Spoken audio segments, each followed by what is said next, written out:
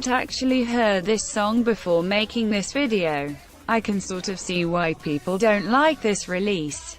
It's very different to the music that is released now.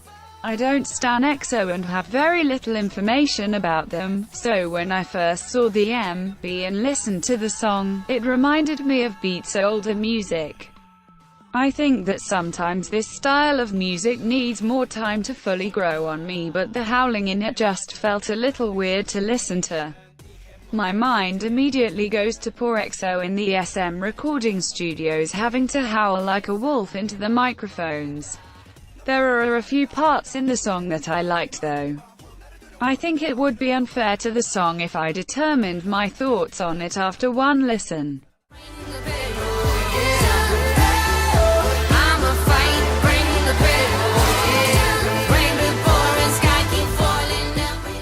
To be honest, I do prefer the other version. Not that this version is as bad as everyone claims it is. Give Sia a break honestly, Sia actually worked on composing the song. I personally don't think her vocals fit where they were. I think she should have had an additional verse near the end like Nicki Minaj did in Idol. For that reason, I can see why this version may be a skip.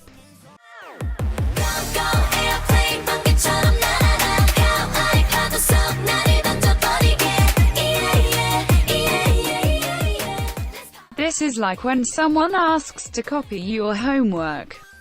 You tell them to change it up and then don't. I get that companies want to release music the fans will enjoy, but SM totally took the fans for stupid. The song is really nice and I really enjoy it.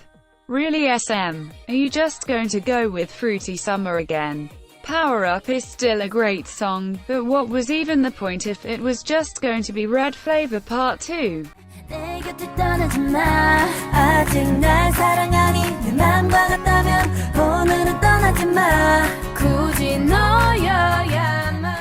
Actually really like this song. Stay doesn't follow the same formula that most their other title tracks do, which I think is the key point. However, Blackpink is at a point where the formula has been reused so many times that when something new comes out many blinks have trouble adjusting to it. Blackpink's sound from their discography hasn't really evolved much from their debut almost 4 years ago. It's right around now that I think I can spot a little change in direction in the music route Blackpink are heading in. Although I really love Stay, it's totally understandable not to vibe with this as it can seem bland and boring compared to other tracks in their discography.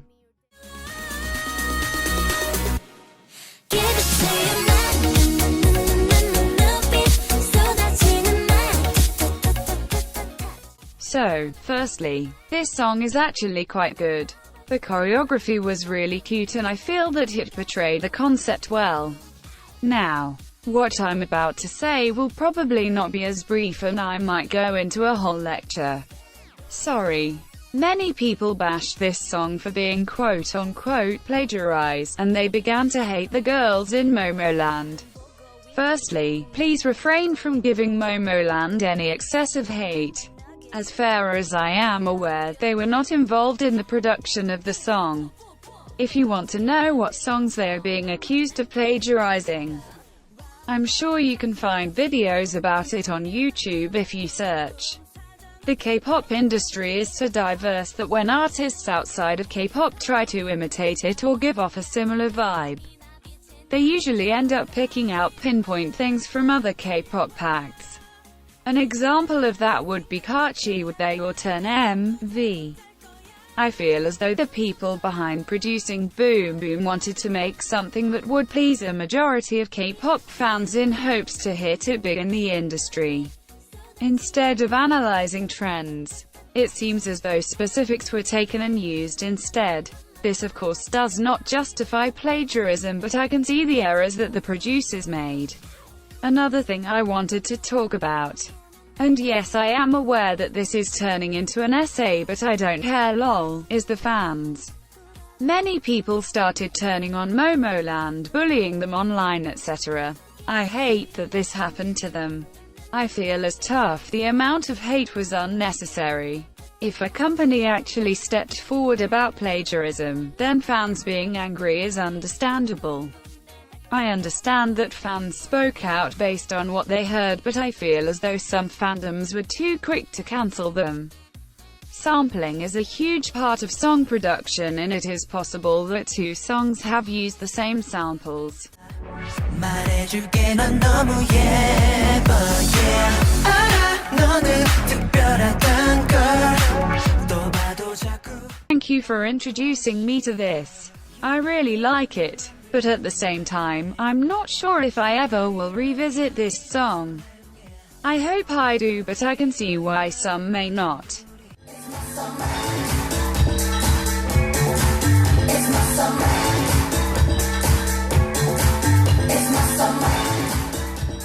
Should have been the title track instead of Icy. Icy was a great song, but this one just has more of an Itzy title track feel to it. Mainly because it catches you off guard at first listen. I think it's quite common of Itzy title tracks to be like this, and it's because Itzy's sound is original. It's Summer made me uncomfortable at first, similar to how Dalla Dalla made me feel. Usually, Itzy title tracks usually grow on you or you end up completely hating them. It's Summer provokes the same reaction.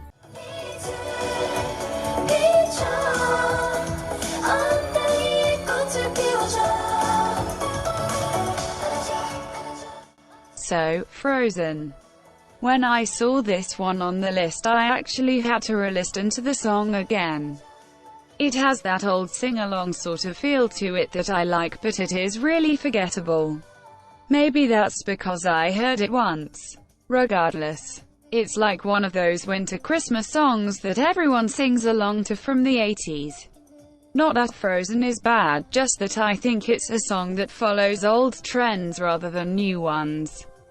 It could be a title track though, like a Christmas special, haha.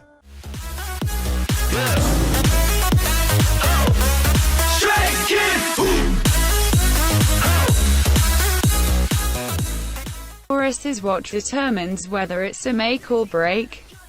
I think the rap verses are fire, especially that verse with Hyunjin and Changbin. It's built up to be very exciting and the chorus hits. To be honest, the chorus sounds a little chaotic. As someone that prefers calm EDM styles, I can see why it may feel a little messy for some. However, I love the beat drop. That bit where they go, Stray Kids Who, is just the highlight, and the choreography is iconic.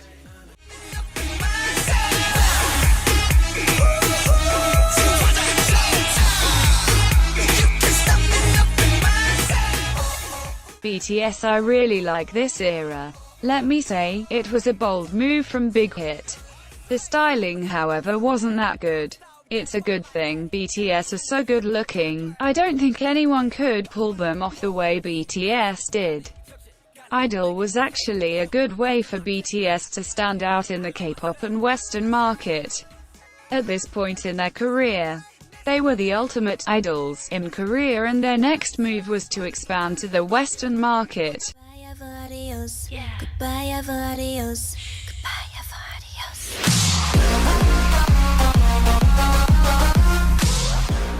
In my previous video, Women in K-pop being iconic, go check it out because you all keep sleeping on that one video.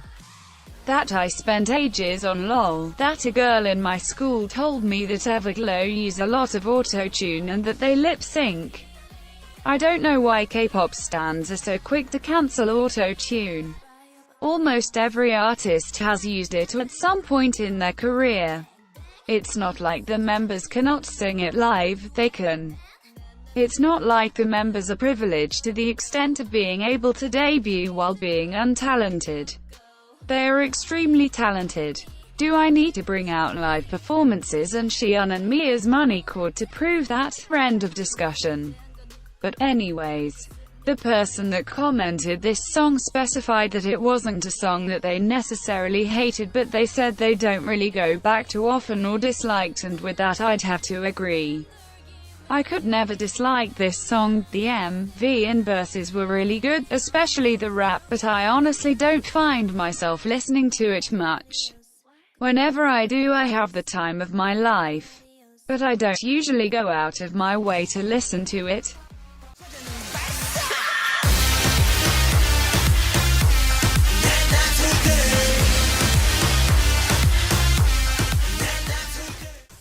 I love this song so much.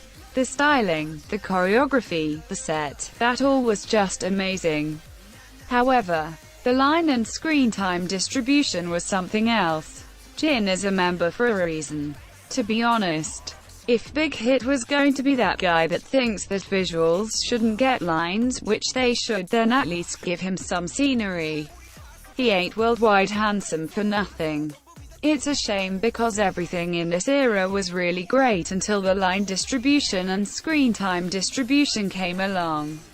Not gonna lie, Minho from Stray Kids probably had more screen time than Jin, which is hilariously sad.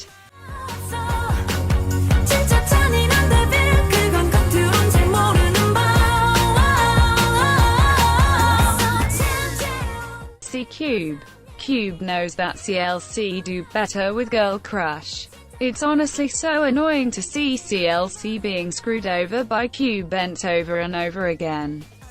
Where is their comeback? This was their most recent release, this was in September. I am worried for CLC. Anyways, about the song. It's really catchy. I was actually humming it a lot today. The more I listen to it, the better it gets.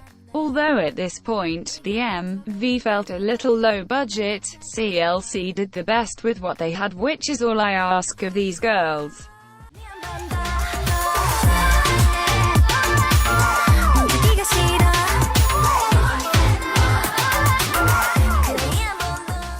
This song was commented twice. I was kind of shocked, but I also sort of thought that if anyone were to comment it would be that one. I think this is a little westernized. That's not a problem. I kind of expected this as Western artists actually participated in the song. Twice is the nation's girl group, and I think JYP is now focusing on expanding Twice's international fan base. The MV, however, caught me off guard, which I think is the reaction that they anticipated.